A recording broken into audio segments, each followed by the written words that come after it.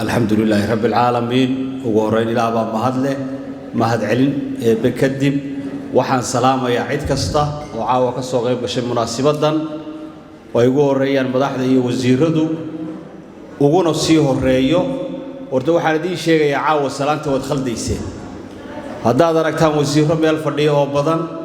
وكجر وزير كأوقافته إساق الله وهر سلامة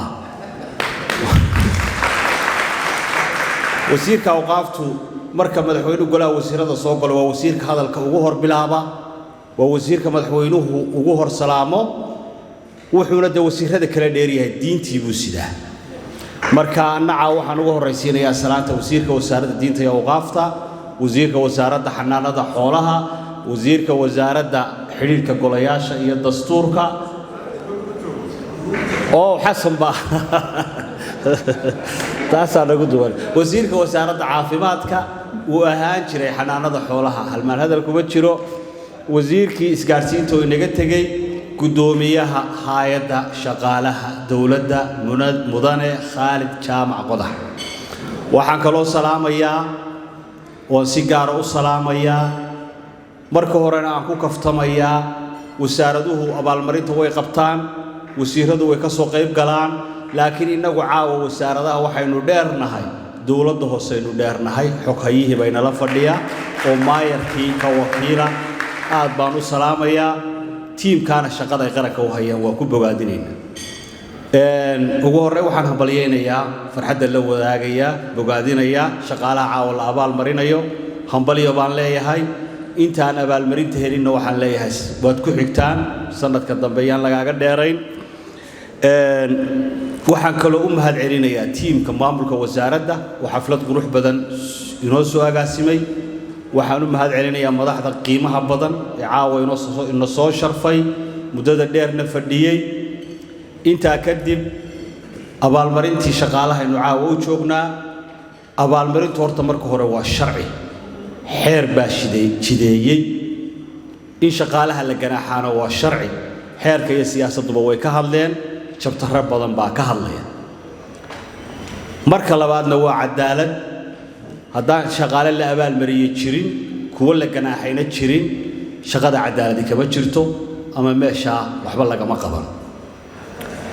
waxaan isleeyahay caawa waxaa muhiimadda gaarka ah leh dhadhanka gaarka ah leh horumarka dalkeennu samaynayo sida shaqaalaheenu u korayo iyo sida institutionadeenuba u korayaan marka la eego abaalmarinta shaqaalaha sida loo sameyn jiray barigii hore ama intaanay soo bixin habraacyada abaalmarinta shaqaalaha loo maro waxaa soo xuli jiray agaasimo waaxeedka wuxuuna soo xuli jiray saddexdii ugu jecel yahay ama shaqo fiicnaadeen ama shaqo xumaadeen ninkuu necab yahayna waa reebi jiray ninkuu doonayana waa keeni jiray laakiin caawa waxaynu u fadhinaa midtaa ka duwan runtii waxaa farxad gaar aniga ii ah in barnaamijkii dib u habaynta shaqaalaha dawladda waaniya khaalid iyo rag badan oo caawa aan halkan fadhiyaaba aanu ka soo shaqaynay oo wasiir gaafaadhi ka mid yahay steering committee-ga waa ka mid in midhihiisa aynu guranayno barnaamijka oo ah barnaamijyada dalka ka socda kii ugu mufiidsanaa runtiina uu ku faani doono xisbiga kulmiye iyo xukuumadda talada haysaaba runtii shaqaalaheennu maanta aqoontoodu way horumarsan tahay institutionadeennu way horumareen serviceka ay bixiyaanna wuu hagaagay maadaama ay aqoontooda la horumariyey waan u mahad celinaynaa gudoomiyaha hay'adda shaqaalaha dawladda Khalid oo runtii effort badan geliyay intii uu joogay hay'adda shaqaalaha dawladda wasaaradda hawlaha guud iyo guriyeynta horaa loo tilmaamay waa wasaarad muhiima shaqo muhiima haysa